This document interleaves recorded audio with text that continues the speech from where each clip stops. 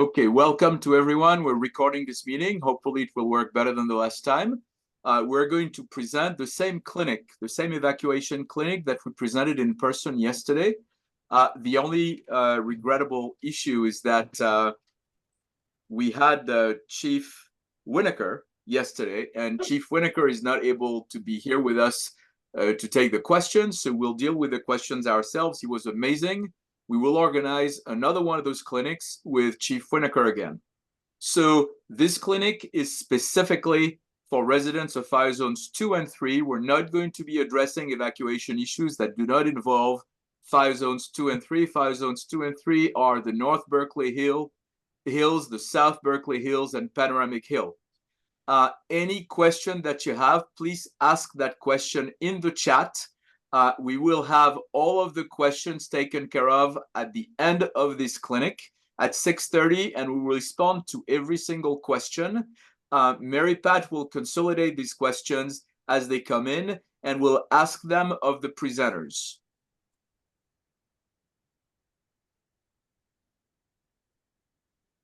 So first, a quick disclaimer, because we're in California after all. We cannot give you any advice that you should rely on solely. This advice is all opinions. The only advice that you should rely on is the City of Berkeley, the Berkeley Fire Department, CAL FIRE, and federal agencies. This is only our own reflections on the subject and opinions. You can't rely on that. Okay, this is the agenda that we're going to go over. We're going to talk about an Amber attack. We're going to discuss extreme fire weather, which I'm sure most of you are already familiar with. We will talk about the Berkeley evacuation study. Then we'll talk about preparing for evacuation, what you should have in a go bag, and how you should evacuate to give yourself and your home the best odds to survive. And then we'll take Q&As. We're going to go really fast through this whole presentation, and so we'll take all the time we need for questions. The first thing we want to talk about is what exactly are we going to be facing? This is what we're going to be facing.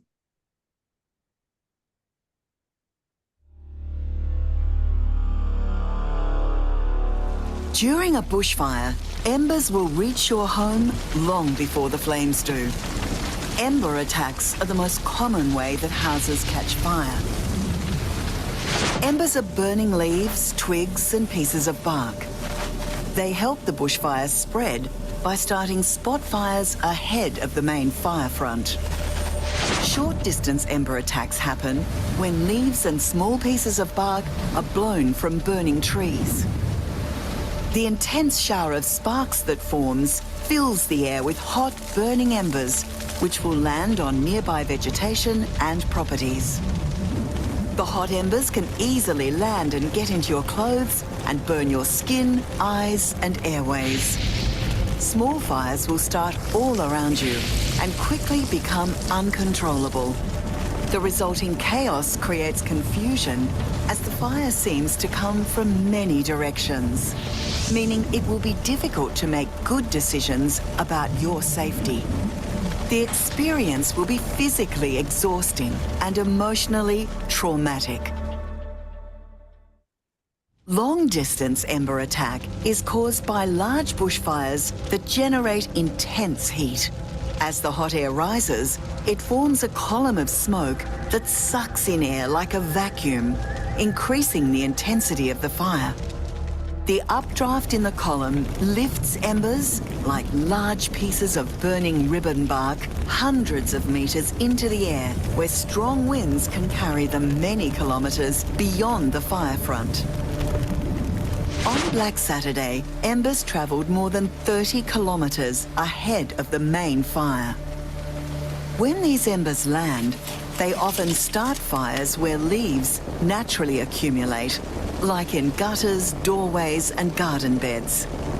So while you might think you're safe when a bushfire is far away, embers can fall from the sky and land around your home long before you even know there's a fire. But remember, your home isn't the only thing under threat during an ember attack. By the time you realize the danger, it might be too late as escape routes become jammed. embers can also start fires on roads and block them completely, making late evacuation dangerous or impossible. That's why leaving early, before a fire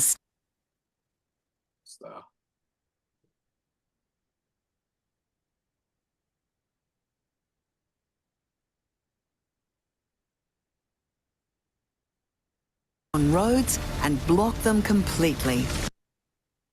That's why leaving early, before a fire starts, is always your safest option. Well, the first time I saw this video, I was very strongly affected. I was almost panicked. And every time I see it, I still have the same reaction. It's very strong. So let's talk about Berkeley extreme fire weather. Most of you, I am sure, are familiar with extreme fire weather. Red flag days are not extreme fire weather. Red flag days are issued by the National Weather Service. They are a dangerous situation, but not a situation that always results in wildfires. Neither does extreme fire weather. Extreme fire weather also doesn't always result in wildfires, but the likelihood is that wildfires will start in extreme fire weather. Extreme fire weather is issued by Berkeley only. You can see that extreme fire weather is significantly worse and more conducive to uncontrollable wildfires. And in comparison between red flag days, it's hotter, the wind is stronger, it's less humid, but there's also many fewer. There are 20 to 30 red flag days per year versus, on average, one extreme fire weather day. So this is why extreme fire weather is important to us. You can see that the blue section is roughly where extreme fire weather gets called by the Berkeley Fire. This is where uncontrollable fires start. As a result, we expect to see, if we expect to see a wildfire, we expect to see it in extreme fire weather. And what that means is that we're likely to see a very specific situation for wind and weather when wildfire occurs to us is going to be strong northeast to north-northeast Diablo winds, high temperature, and low humidity. So this is what it was when we had the 1923 great Berkeley fire. We had 25 to 40 miles per hour. The wind was northeasterly. It went all the way to Shattuck Avenue. It started as an ember fire. It came from Tilden Park. It was driven by a strong wind. It was a high temperature. It was very low humidity. It follows exactly the model. Now let's talk briefly about the Berkeley evacuation study. It was supposed to come quite a few years ago, but COVID put a stumbling block into this. It came out in July. It's particularly looking at zone 2 and zone 3, although it also talks about tsunamis. We are only going to discuss the conclusion of this evacuation study as it regards fire zones 2 and 3, and we're going to go very quickly. I'm sure you're going to have questions, but please keep them for the end and feel free to write them down early in the chat. The first conclusion, and maybe the most impressive, is that in some situations, it takes 4 hours and 35 minutes to evacuate the North Berkeley Hills. In the same situations, it can take up to 3 hours and 10 minutes to evacuate Panoramic Hill. Surprisingly, the test showed that if we call a mass evacuation, that is, if we try to evacuate everybody at the same time in the North Berkeley Hills, it's going to be faster than a phased evacuation. Normally, until the study, we were expecting to see a phased evacuation where the zones that were closest to wildfire would get an evacuation order and the other ones would get an evacuation warning. Well, it looks like possibly the city is going to call for a mass evacuation instead. The leave early policy, the study confirmed that it would be best to recommend that everybody leaves on extreme fire weather alert before something happens. They found a difference of up to 68% difference in how long it takes to evacuate people.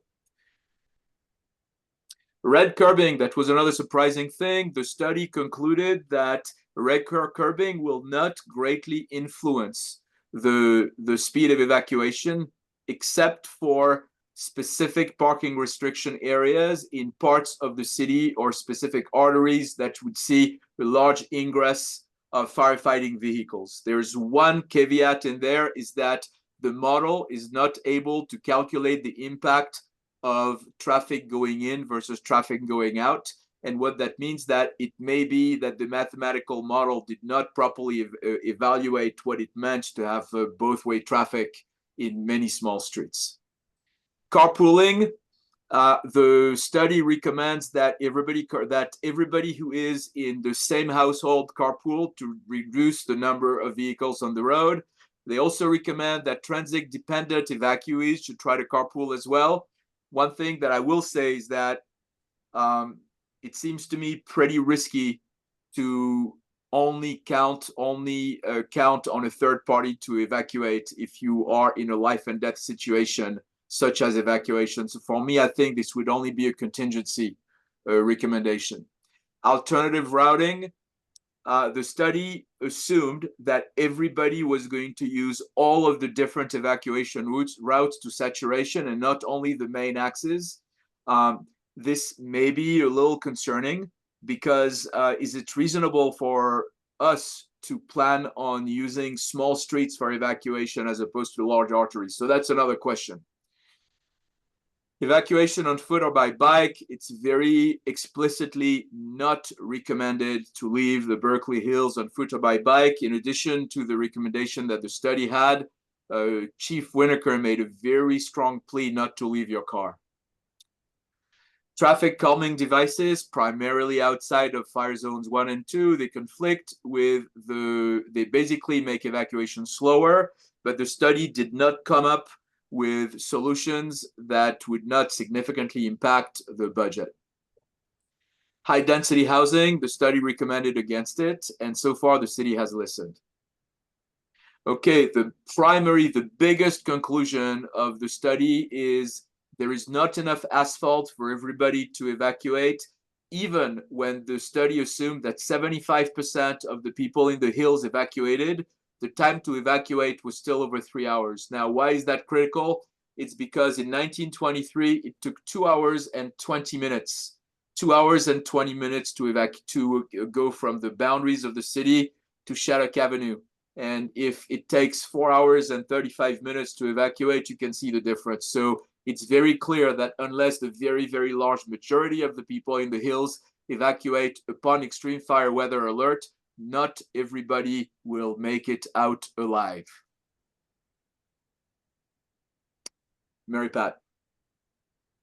Hi, I don't know if people can see this or not, but I'm holding up, there is a sheet that Creston Firewise created, which is an evacuation guide for 2 different scenarios. One side is for when there is an evacuation order, there's fire present or fire imminent, or you can see smoke or flames. The other one is for extreme fire weather alert. And in extreme fire weather, we're being asked to preemptively evacuate because that is the kind of weather when virtually all deadly fires happen. And Chief Winokur went through the list, every single fire, Palisades, Altadena, Paradise, you can go on with the list. Every single one of those fires occurred in extreme fire weather. So the probability of the fire spreading quickly and being more dangerous is just astronomically higher in extreme fire weather days. And that requires really 2 different modes of evacuation. When we looked at evacuation advice that we could find on the web from the city, there's lots and lots of good material out there, but they sort of conflate these 2 methods of evacuation, and they really are so different that they shouldn't be conflated. One of them, when there is fire present, so that's an evacuation order, smoke, fire, you can see it. That's a survival mode of evacuation. And the other evacuation for extreme fire weather, that's a pre-planned activity. You're leaving early. There is no fire present. So 2 things are really different about these situations. One, is the element of time. It's extremely different. Again, there's an evacuation ordered. You're in survival mode. Your only job is to get out with yourself and your loved ones and your pets, and just to get yourself to safe ground. And you need to do it as quickly as possible. And you shouldn't be in that moment trying to make rational decisions or plans, because it's going to be crazy. You saw the video of the Ember fires. You might have fires popping up around you. You won't know where the fire is coming from or going to. There could be smoke, embers, it's going to be a very, it could be a very bad situation. So time is your enemy. On the other hand, in an extreme fire weather day, and this is why it's absolutely the preferred method, is that time is a luxury for you. You have time. You're not in danger. You don't need to dress for survival. You don't need to put on your, heavy fireproof clothes and your working boots. You do want to grab your go bag, and for purposes of this discussion, we think the go bag should just be the same, because you don't have to pack two different things. But you know what? You can take a suitcase too. You can take your bathing suit, and you can wear a sundress and sandals. You can take anything you want, because you don't have that "I'm going to burn if I don't get out of here" sense of urgency. What you're doing is leaving early so that you're not in that situation. So you're not being overtaken by fire. You're basically electing to say, gosh, this could be the one bad day of the year that's, really horrible for fire. And I'm just going to make it easy on myself, and I'm going to get out early. So again, by far, this is what the fire department is telling us to do. The city is asking us to do. No one says it's a great idea on an extreme fire weather day to wait until the fire starts. It's just going to create a really horrible situation for you and your family. And so we can't recommend enough that you try to preemptively get yourself out when those conditions are at their very worst. Michelle, you can move on. I just want to add just one little note on what Mary Pat said, which is, if people wait until there's actually an evacuation order and a fire, it's very clear that not everybody will make it out alive. Okay, how to prepare for evacuation. Now, the problem with the scenario, one of the scenarios that Mary Pat discussed, is that you have absolutely no time to prepare. And unfortunately, in order to be able to make it out, with the decent odds of survival, you need to have prepared.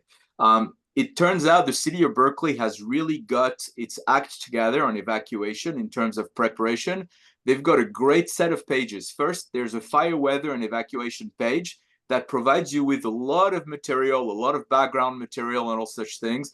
The other thing they have is they have a 20-page fire weather plan guide that allows you to really go step by step as to what you need to do in order to be ready. And the 20-page part might frighten you, but in fact, it's really simple. What you have to do is you need to decide when you're going to leave. And obviously, we recommend that you decide to leave upon extreme fire weather alert. You need to decide where you're going to go. And then you need to decide which possible multiple routes you might take. And you have to plan for more than one. And I'll show you my own choices, by the way. Then you have to prepare a batch of survival clothing, and we'll talk about this, and a go bag. In fire season, you're going to want to park facing out to be able to clear out quickly. You need, in any time during fire season, you want to monitor the conditions. So what that means is you should subscribe to AC Alert, which gives you messaging alerts. You should download Genesis Protect, which is an app on your phone, which sends out phone evacuation notifications. And also you should check your evacuation zone. And you should download Watch Duty, which allows you to monitor wildfire. One more possibility for you is to also download Nixley, which gives you emergency notifications from the police.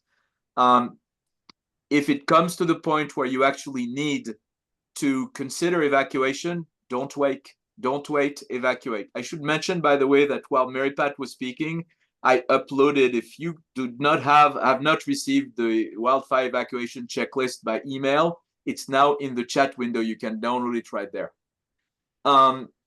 Again, don't wait, evacuate early upon extreme fire weather alert, and understand that upon notification, smoke or fire, you now are in a survival mode, survival situation. Your mindset must be different. Okay, these are my own personal driving routes. I live on Creston Road, right about here. My primary evacuation route is Marin. My secondary evacuation routes are Euclid and Spruce. I could take both of them all the way down, but I have two shortcuts, if you will, to go down out west. I could take Eunice, or I could take Cedar, both of which are pretty good. I'm sorry, yes, Eunice and Cedar. At least I think so. I could also go down south on Creston from my house, go straight down south, go all the way to Shasta and take down and go down on Shasta. And I'm sorry, this is here going to be Cedar. Okay, so these are my own choices for evacuation. Yesterday, I actually showed another one, which was Centennial. And after I had showed this one, Chief Winokur told me that it was a very bad idea because there's a long session of Centennial, which is exposed to the south and which is likely to pick up embers faster than most other places. That's going to have live fire probably as you're going down, and you have no option but to stay in that narrow canyon. So it discouraged me from using Centennial as a backup route. Survival clothing and the go bag. I'm just going to mention a very quick issue, which is that if you have to actually take off in a real emergency that is not on extreme fire weather, it is critical for you to be dressing for survivals, and for that you cannot afford to be wearing synthetics. There's a whole list of recommendations in the checklist, and we'll talk about this again. Sarah is going to make a demonstration of what a go bag looks like. Oops, I think I better come up here after all. Okay, I'm Sarah Sanderson, and a lot of us have been through this before, and I just wanted to make it real simple for us. If you have a child, probably they have a backpack, and that's great. And if you have a baby, they probably have a diaper bag. If you have a dog like me, you may have it all packed up to go away for the weekend, and it's all right there, food, bowls, you know, whatever you need. So some of it's done. Now, a lot of you have done go bags because we've done a lot of work around emergencies for earthquakes in the hills. So I think it's really good to personalize your go bag. You're going to want to whistle. And then if you're thinking about it, so this is my bag. It's got an extra set of clothing. I got through the '89 earthquake without a change of clothes, and I was trapped in San Francisco. So I really like the idea of fresh underwear and a change of clothes. And I got a hat, and you know, and I've got my Berkeley Pathfinders map. Path Wanderers. They now have it as a handkerchief. But the most important thing, whatever you do, is to have a mask. So, you know, you could get by with the most important things to you that you can just grab when you go out of your house. In my purse, I keep all my medicine for like 5 days. I have a little wind up music box to keep me or children occupied. I'll have my phone. And, you know, if I have some water and something to snack on, I can take a long ride out of, you know, if it takes a while to get down the hill, takes a couple hours, I'm prepared. But I think a lot of it is what goes back to the change in the mindset.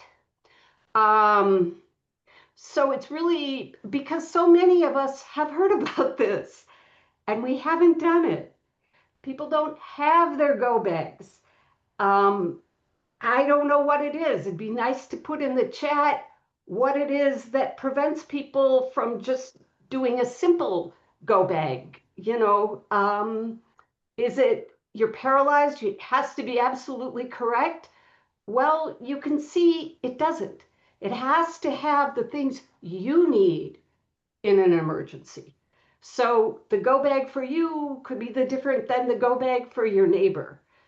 And I just really, after this discussion today, I just really hope that you have your go bag ready and water in your car, and so you'll be all set in the case of an emergency.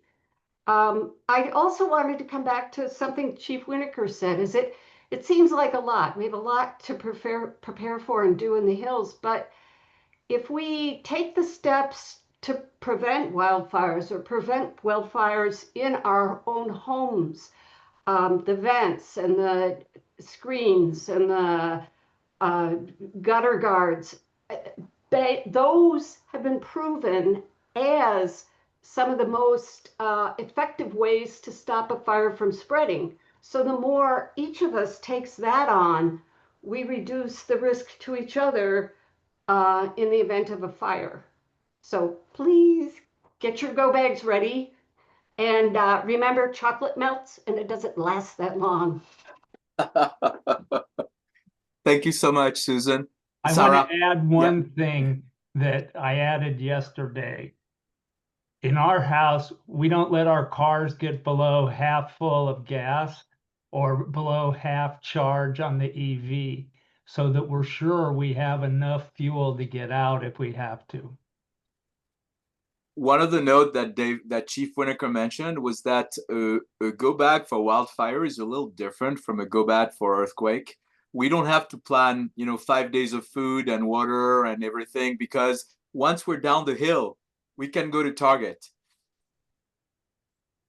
Okay, evacuation, how to give yourself the best odds to survive, Mary Pat. So this particular slide is not about preemptive evacuation on an extreme fire weather day. This is about the real deal.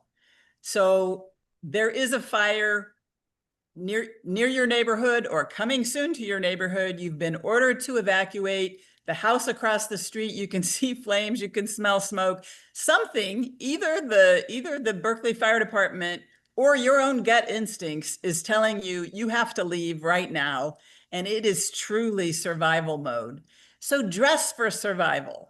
And by that, we mean no synthetics. I know a lot of us wear synthetics. They're comfortable, they're wicking, they're stretchy. You got Lycra, and they're some of our favorite things to wear, but they melt on your skin in high heat. So absolutely no synthetics when you are actually getting into your car to evacuate.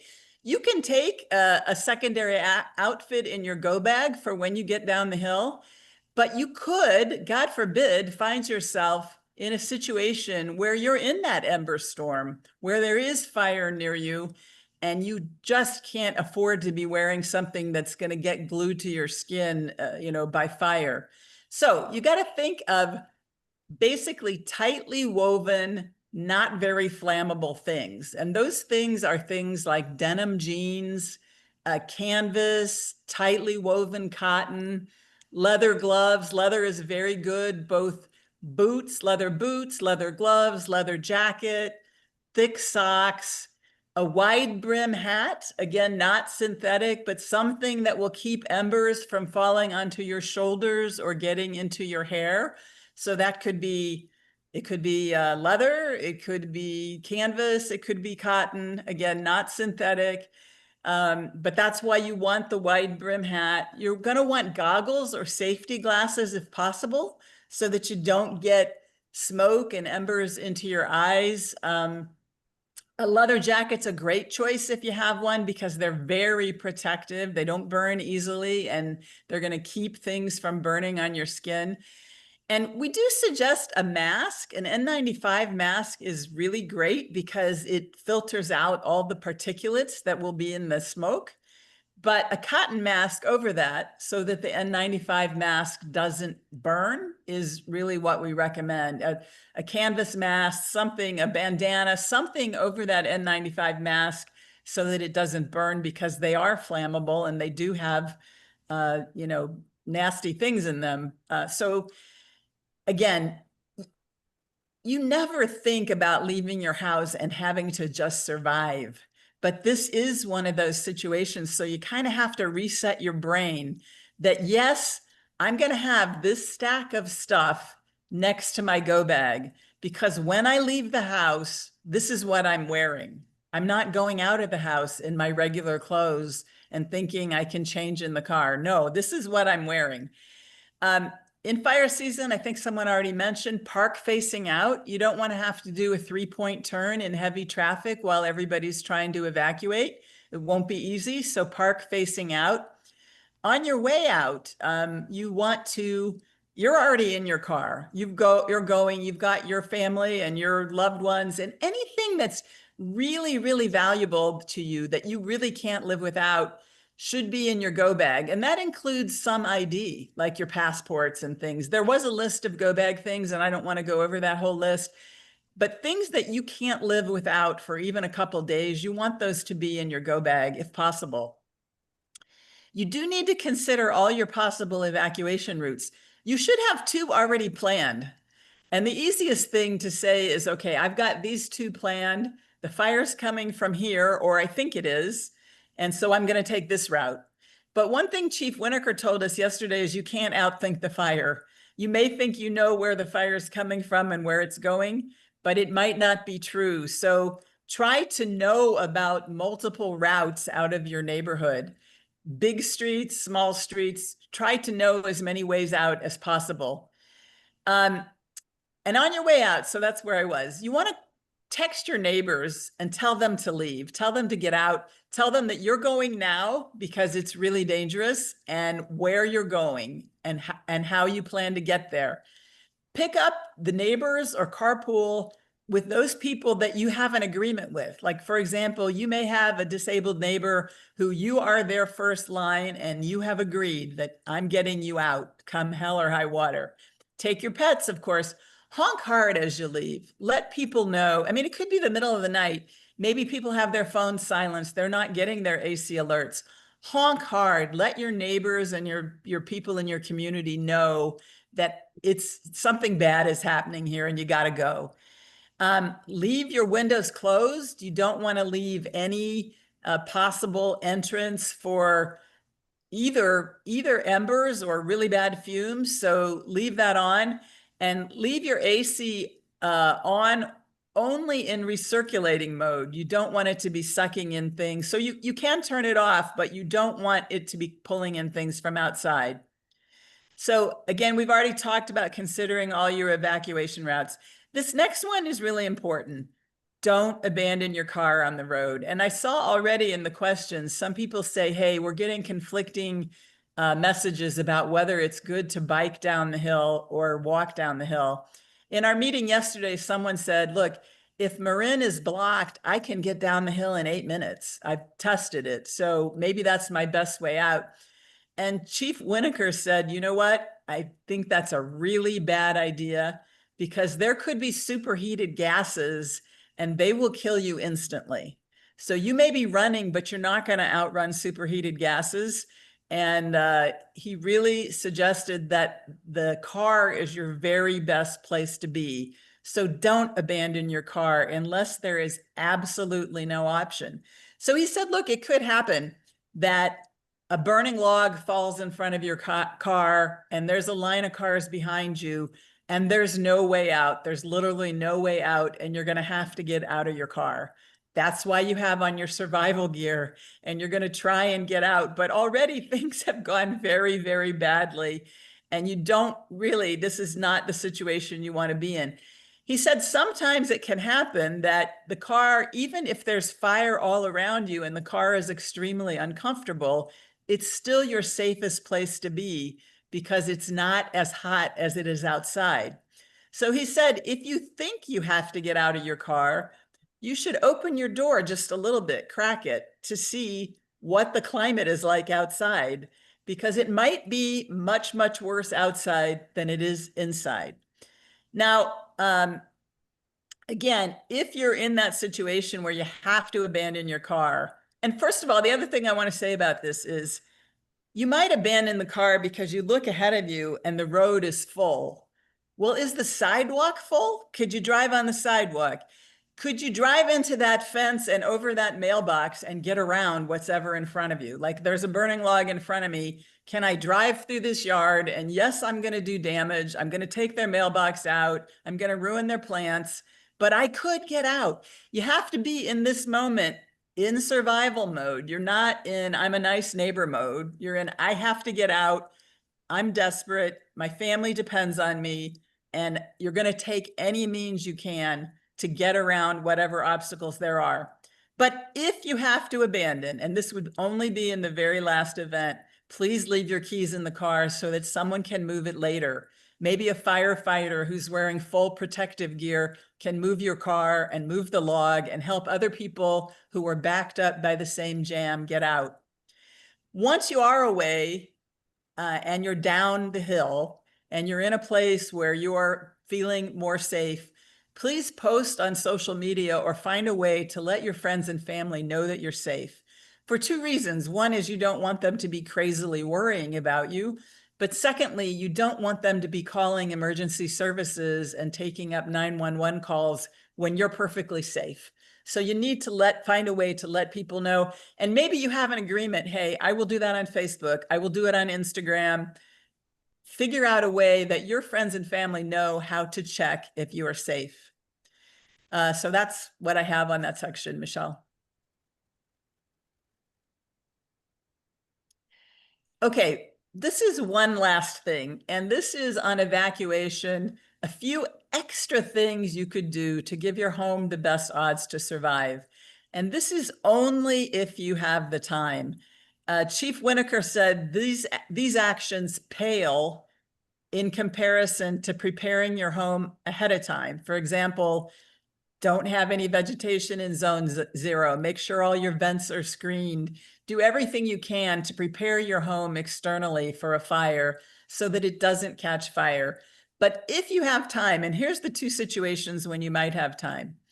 One is it's extreme fire weather, and so there is no fire. So I have time to do a few extra things because I'm not in imminent danger. The other one is a more staged evacuation. And I don't know if many of you watched the Palisades and Altadena fires. My husband and I watched them, in great detail because our son was at UCLA. And he showed us, there's a picture of, burning buildings across the road, one road away, literally. And, but still, they were evacuating by micro neighborhoods. They were saying people between this road and that road, north, south, east, west, this neighborhood should go. And the reason was they were, abreast of what the fire was doing, what the wind was doing, where the fire was likely going. And so they were trying not to do a wholesale evacuation. They were trying to take out just those neighborhoods that they thought might be affected. And that could easily happen here, where there's a fire in Oakland, but Berkeley is not yet evacuating, or there's a fire in Kensington, but Berkeley is not yet evacuating. However, if there's a fire in Oakland, or if there's a fire in Kensington, you have to know that there might be a fire in Berkeley. And so even though there's no evacuation order now, I'm going to get my house as ready as it can be. And that would be the situation here. First of all, make sure the windows are shut. Make sure the inside doors are shut. You don't want air to be able to freely move through your house because that can fuel a fire. You want to open your blinds and just take off your curtains. The reason why is they can actually ignite from radiant heat from the windows. Same thing for a couple of other things on this list. Move your inside furniture away from outside walls, again, to prevent them to igniting from radiant heat. So even though the walls are intact, it could get so hot that your furniture close to the walls, the external walls, would ignite. So if you have time, do those things. Shut off your air conditioner, move outdoor gear away from your home. You don't want any fires near your home. Unplug your EV charger. If you can't get your EV out, and honestly, it would be best to get it out because EVs burn very hard and they burn hot, and long. But the last thing you want to do is have that burning EV travel, send flames right up into your electrical system. So at the very least, make sure it's unplugged. Leave your hoses connected so that there's a water source available if somebody is there and can fight embers in your yard. And also leave a ladder out for firefighters so that they can get to your deck or any place where they might see something starting to happen. So this is only, again, to help those firefighters who might be showing up. But again, these are very much under the small set of circumstances where you have time. That's it for me, Michelle. Okay, let's talk about EVs. We're a bit special here because we have an enormous density of EVs. I think a third of the cars in the Berkeley Hills are electric vehicles. It's a very unusual situation. So we did a bunch of research on what you should do with EVs, and in fact, there are no guidelines to this day. There's a lot of information, and we've talked to quite a few experts, so we've put together some conclusions. But I can only tell you that these are my personal conclusions as to what my household is going to do. First, clearly unplug the EV before we leave because it's so much more dangerous to have a live wire connected to your EV while it's burning. You should know that the lithium batteries in your EV is going to burn very long. They're going to burn very hard. And the problem with lithium fires is that lithium and water are not friends. And so when you have a lithium fire, receiving a bunch of water is going to be the worst possible thing that can happen. And on top of that, an energized lithium battery that's connected to AC when you're throwing water into it is even worse. So if we do not evacuate early, the only thing we're going to do is unplug the EV, and we're going to go out with our four-wheel SUV because it's the most capable car that we have. And the one that's going to go over most everything we can do. If we do evacuate early, then in that case, we do not want to let the EV out where it can be near firefighters and near evacuees and where it can catch fire and be a real danger to both. And so we're going to evacuate with both our EV and our SUV so that we don't leave a potential danger near the house. We're going to park the EV very far from any potential fire and underground. Underground because embers can travel many miles, and we want to make sure that there's no possible way that this EV is going to catch on fire. And we're going to leave it there for the whole duration of the emergency. And we're going to drive around in the ice car. Now, why are we going to drive around in the ice car? In some places, people say it's actually better to evacuate with an EV. Well, I'll tell you why.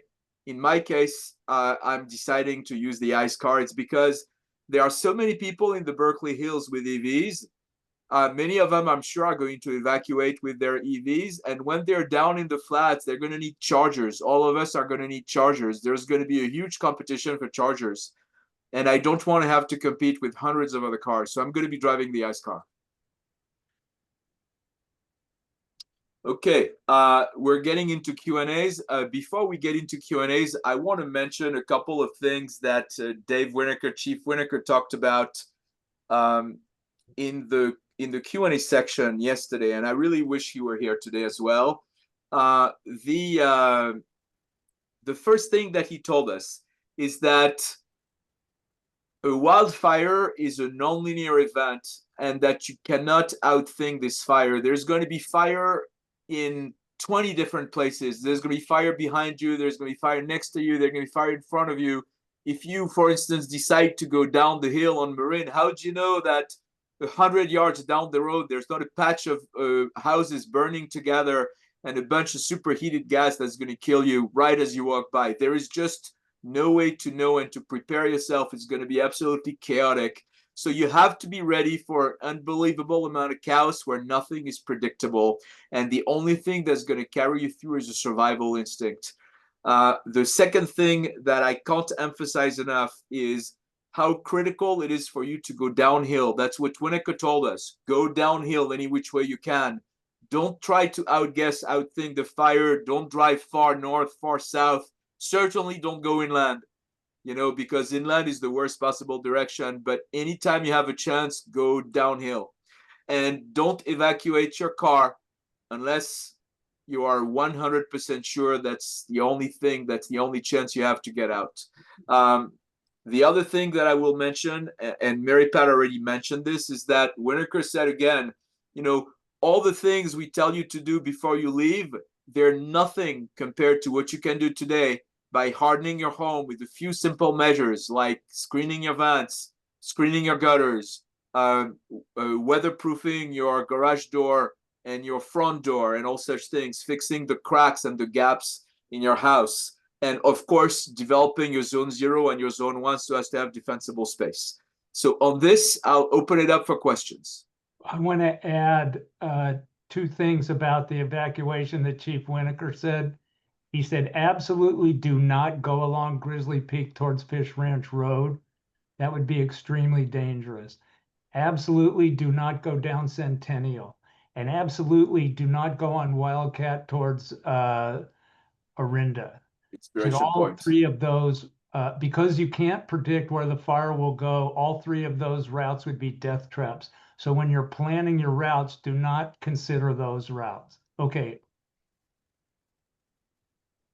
I saw a question on here that I could take, which was, will there be extra security in the hills in the event of evacuation? And there's sort of 2 answers to that. I had an opportunity to talk to a member of the police department on National Night Out. And when there is an evacuation order, there's a huge call up for both for extra police and extra firefighting resources. And it's mandatory for our police to respond in it. And what they do is they're there to provide security for the neighborhood, but really mostly to prevent people who shouldn't be going up the hill to go up the hill for 2 reasons: because people should be going out of the hills, but also because, you know, for security reasons. Now, he was very clear that we're definitely prioritizing loss of life over loss of belongings. But yes, there will be extra security if an evacuation order is issued. In the case of an extreme fire weather situation where they're asking people to voluntarily evacuate, likewise, they ask people voluntarily to come in and do extra security in the hills. That said, the police is not required at this time to do extra security on those days. And really, his response to this is that since no evacuation order has been issued, it's unlikely that, you know, people other than yourselves will be paying a lot of attention. But also, what do you value more? Do you want to be in this evacuation when a fire is there, or would you risk having your home broken into, even, you know, knowing that you're going to get out safely and in a calm way and a prepared way? So the answer is the situation is a little bit different for an extreme fire weather day. It's a voluntary call up. But he did say, look, if people are in town, they tend to go to those voluntary call ups because they get overtime pay. So it's a very attractive job, especially when there's no fire. It's pretty attractive. You're just pulling the, you know, you're patrolling the streets, but they cannot commit to a number of people who will be doing extra duty.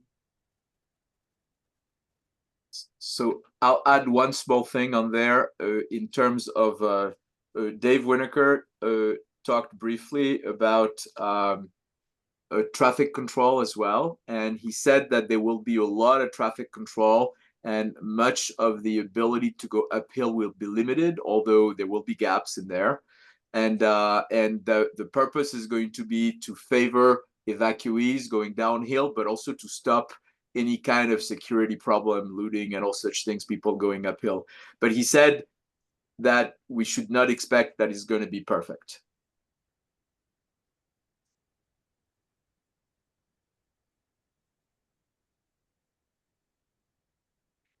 Mary Pat, are there other questions that you want to push? There's lots of questions about sending out both the presentation, the recording, a link to the recording, etc. Okay, I answered a couple of those on the chat already. We will definitely, if the recording actually works satisfactorily, we will post it in the evacuation section of berkeleyfirewise.org. And so there's a whole evacuation section that's actually quite good. So there will be one specific page that will have the recording, and there will also be a page that will have the slides. At this time, there are no predetermined locations where the city will provide shelter for evacuees, Christine. The issue is a little tricky because there are two kinds of evacuations there. There is the emergency evacuation if there's actually a fire, an evacuation order, and there the city will provide shelter somehow, emergency shelters. The issue of planned evacuation on extreme fire weather is more difficult because there are no funds that are available in the case of non-emergencies, between quote. And so the evacuation committee of the Firewise groups is talking to the city about it. We don't know what's going to happen there. I'm looking at texting neighbors. The only way that I would suggest texting neighbors would be texting the neighbors that you know personally that are near you. And so it would be just the people you know. Linda, the question about neighbors who require medical support and almost a hospital setting. The Office of Emergency Services, OES, at the city of Berkeley is supposed to maintain a list of all these people, and they're supposed to send out ambulances to take those people out upon evacuation. But I can't help thinking, that's my own personal opinion there, this is going to be very tricky because they're going to have to go counter evacuation. There's going to be everyone is going to have to leave at the same time, and I'm sure they don't have enough ambulances for all of this. And this can't be an easy discussion there. Mary Pat, should I take the question about how far we should try to go when evacuating? Yes, because I don't have an answer. Okay, all right. So the when you superimpose the picture, the map of the city of Berkeley over Pacific Palisades, the city of Berkeley is about half the size of Pacific Palisades. On the other hand, Pacific Palisades burned for almost a week, and we do not expect that the city of Berkeley would burn for that long because our own Diablo fire events last much shorter amount of time. The wind was unfavorable almost for a week in Palisades. Here, we normally have events that last about 8 hours. Now, it may be that they're going to be 12, 24 hours, but that they would be much longer than that would be fairly extremely unusual. And so the answer is that it's unlikely that the whole city of Berkeley will burn, but we don't really know how far it'll burn. Now, when we've discussed where you should evacuate, the answer has always been you should go pretty far. See if you can go to Vallejo or to Alameda or other places. Don't try to go further away if you can. But as far as I'm concerned, I feel that it's fairly reasonable to be evacuating to an area in West Berkeley. I would probably be willing to go to an area in West Berkeley and not be too worried, but I could be wrong.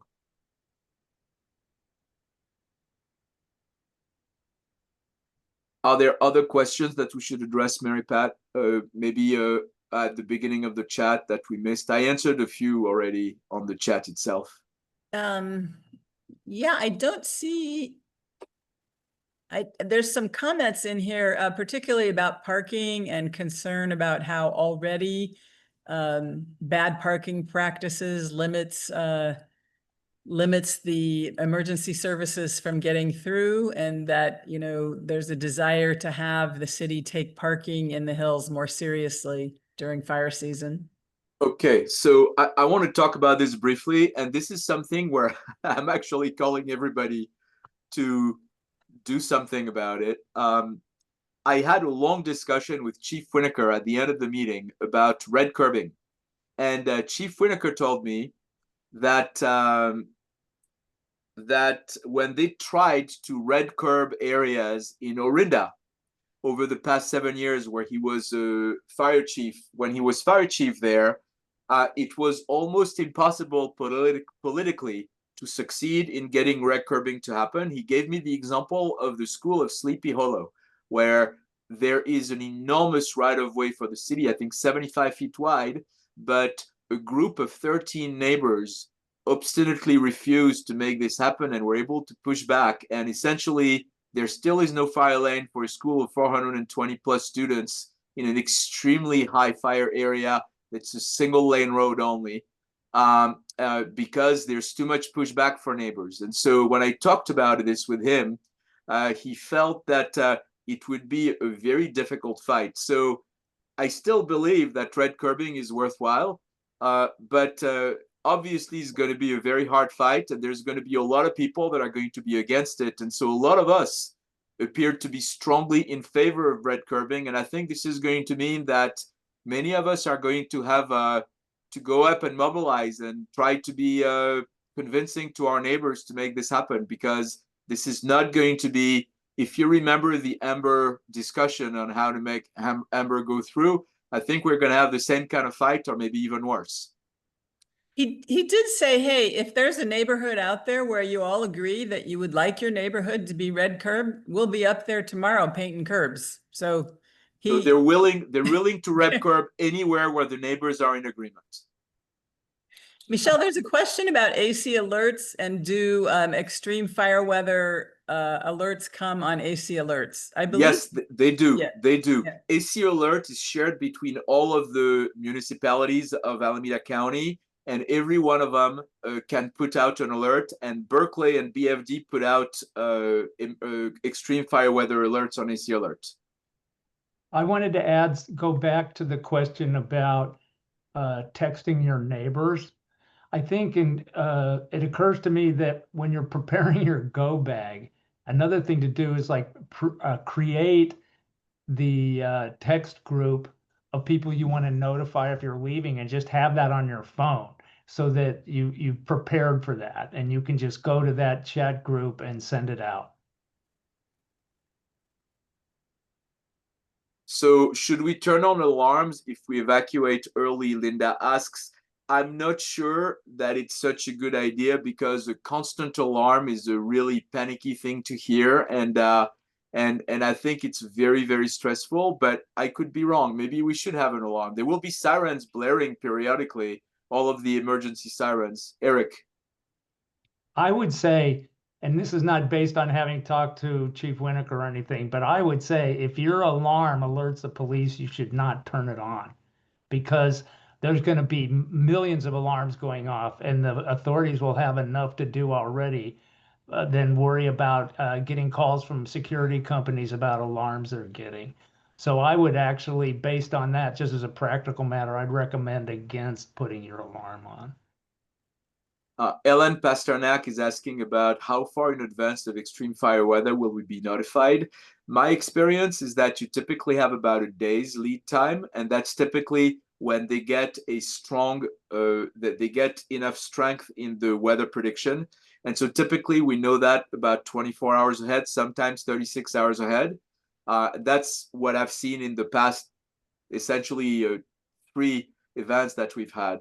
And so I would assume that the next time, and I'm speaking for myself here, the next time we have an extreme fire weather alert, I'm going to plan. So they're announcing for a certain time in the future. So for instance, they're going to say 6 p.m. tomorrow, extreme weather, fire weather that will last through the night, for instance. And so if it's 6 p.m., I'm going to plan on leaving at 2.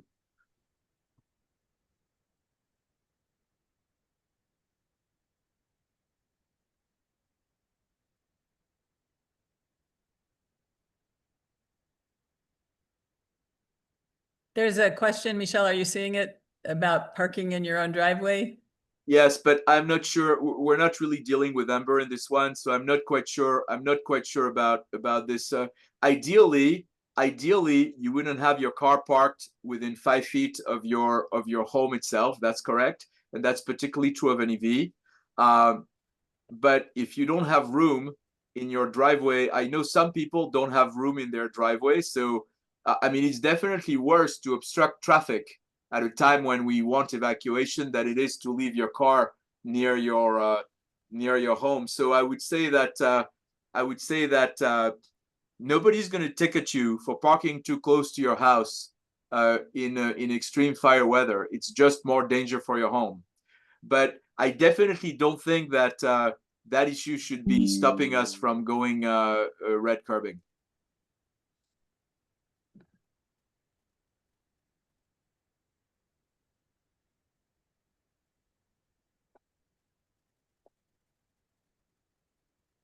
Any more questions? I don't see any new questions, Michelle.